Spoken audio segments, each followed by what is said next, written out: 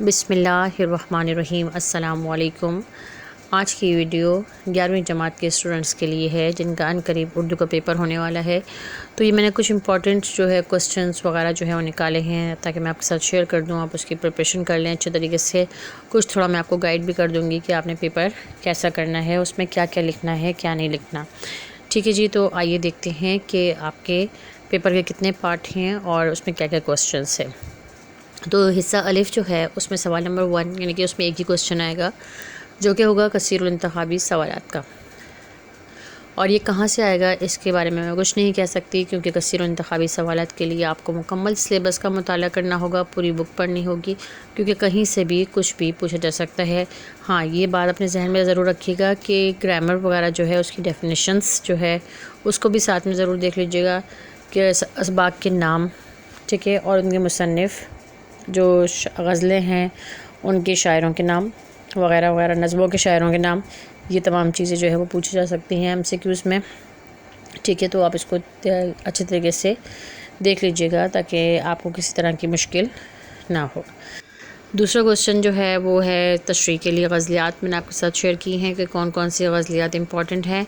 حصہ بے میں ہے، مختصر سوالات ہیں، یہ 10 نمبر کی تشریحات آتی ہیں، 5 نمبر کی ایک شعر کی تشریح آپ نے کرنی ہوگی، ٹھیک ہے، اور 2 تشریحات کرنے کے لیے آئیں گی، یعنی 10 نمبر کا آپ کا یہ کوسچن ہوگا۔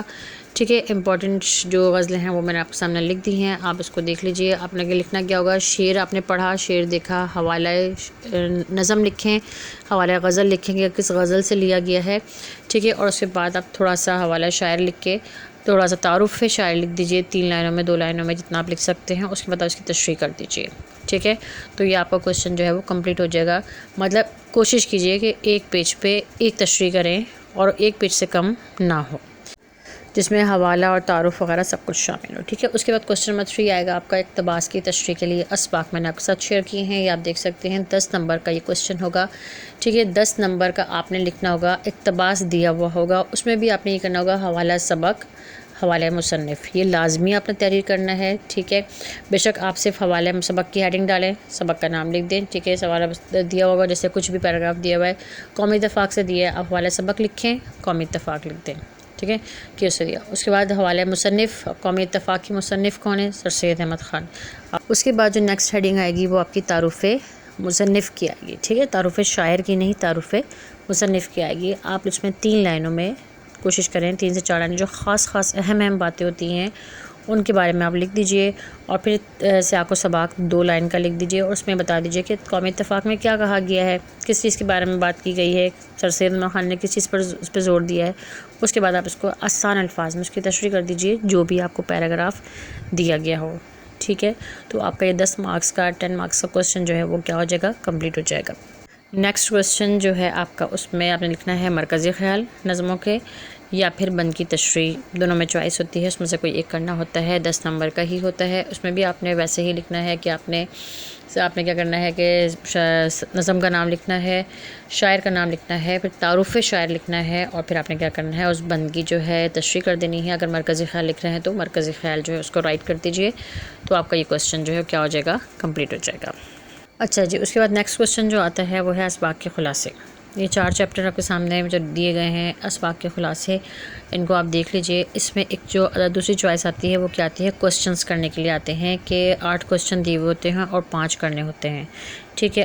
آپ ایک نظر یہ بھی کر لیجئے کہ آپ ان 4 کے کوسچنز بھی دیکھ لیجئے گا جو ایکسرسائز بک میں موجود ہوں۔ ویسے اگر آپ نے چیپٹر صحیح سے پڑھ لیا تو آپ کوسچن کے آنسر بھی رائٹ کر سکتے ہیں۔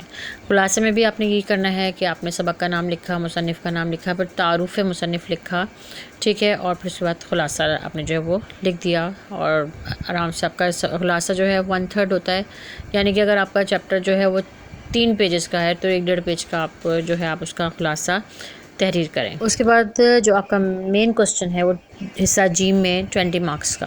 اب یہ تھوڑا سا مشکل یہ ہوتا ہے کہ اس میں 20 مارکس کے حساب سے لکھنا ہوتا ہے، ٹھیک ہے۔ اس میں کیا کرنا ہوتا ہے، نثر نگاری پر یا شاعری پر تبصرہ کرنا ہوتا ہے۔ تو اس کے دیکھیں آپ کے سامنے میں نے امپورٹنٹ دیے ہوئے ہیں، خواجہ میردرد، مرزا غالب، علامہ اقبال، سر سید احمد خان، منشی پریم چند، میر تقی میر۔ اور اس میں جو چوائس دی ہوتی ہے اس میں ایسے کی دی ہوتی ہے کہ یا تو تبصرہ لکھیں یا پھر آپ کیا کریں، ایسے رائٹ کریں، بٹ میں آپ کو یہ ریکمنڈ کروں گی کہ آپ تبصرہ لکھیں، ٹھیک ہے. اچھا اس کے لیے آپ نے یہ کرنا ہے کہ آپ 2-3 جو ہے وہ شاعروں کے بارے میں یاد کر لیجئے. ٹھیک، آپ صرف ہیڈنگس جو ہے اس کو یاد کر لیجئے. کچھ ان کے شعر یاد کر لیجئے جو کہ آپ نے 9th میٹرک میں بھی اردو کی بک میں پڑھے ہوں گے، لازمی سی بات ہے. ٹھیک ہے، ان شعروں کو یاد کر کے آپ اس میں لکھ دیجئے اور ہیڈنگس وہی لکھ دیں. جیسے کہ ہر شاعر کی ایک الگ خصوصیت ہوتی ہے. جیسے خواجہ میر درد ہیں، ان کی شاعری جو ہے صوفیانہ شاعری ہے.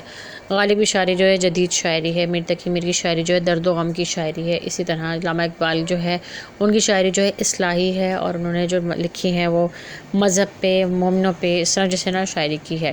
سر سید احمد خان جو ہے انہوں نے جو کچھ بھی لکھا ہے وہ لکھا ہے اصلاح کے لیے، قوم کی اصلاح کے لیے. تو آپ جو مین جو ہیڈنگ ہے وہ اس کی بس وہ یاد کر لیجئے کہ ان کی شاعری کی یا نثر نگاری کی اہم خصوصیت کیا ہے، وہ پہلے لکھ دیں. ٹھیک ہے، باقی ہیڈنگز جو ہے اگر وہ مکس بھی ہو جائیں، سیم بھی ہو جائیں، تو کوئی ایسا مسئلہ نہیں ہے. یہ ذہن میں رکھیے گا کہ نثر نگاری اور شاعری کی جو ہیڈنگس ہیں ان کو مکس مت کیجیے گا، ان کو الگ الگ رائٹ کیجیے گا.